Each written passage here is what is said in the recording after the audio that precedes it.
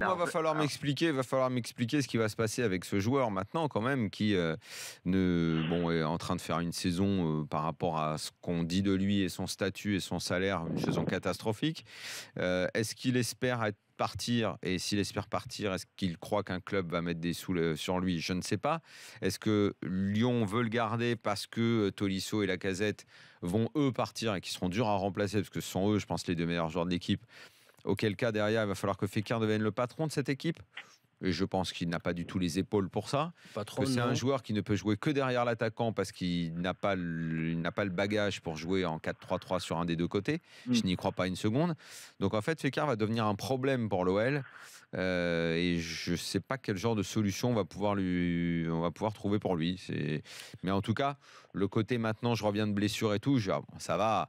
Faire une action de temps en temps, une passe ou mettre un but de temps en temps, moi je veux bien, mais si c'est ça qui doit suffire, juste l'action qui, en gros, va amener tous les fans de ce joueur à dire les détracteurs, fermez-la, voyez comme il est fort, juste parce que de temps en temps, il va faire un truc bien.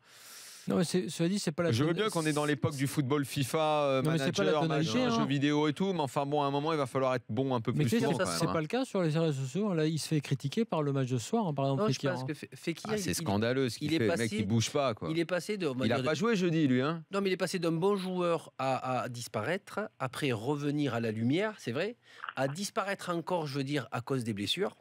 Et là, il faut compter une saison à vide. Non, mais il peut faire ce match-là, Ali. Le mec, il joue pas jeudi, il est en forme, lui. C'est pas ses qualités. Il est en train. Le problème, c'est que non. Oui, non, pas de quoi dire. Je suis fatigué par le match que j'ai fait jeudi. C'est pas la fatigue. Le problème après, c'est plus la qualité, c'est psychologiquement et le haut niveau. On voit bien qu'il se traîne, qu'il n'a pas le truc, quoi. Il est passé d'un statut où l'on tellement monté à dire, tu te souviens?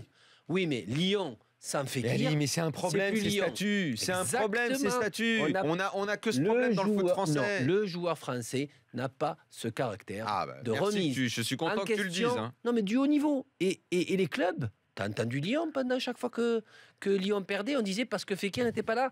C'est-à-dire qu'un club comme Lyon, sans Fekir, qui il y a 2 ans n'existait pas. Et affiche que un club de cette dimension ne peut pas s'en sortir s'il n'est pas là. Mais c'est la même chose pour Verratti au PSG. Exactement. Et le retour. Est-ce que tu es d'accord avec moi sur Verratti? Pareil. Un jeune joueur qui arrive de 2e division d'Italie ne peut pas être un patron du PSG. Et c'est ce qui s'est passé.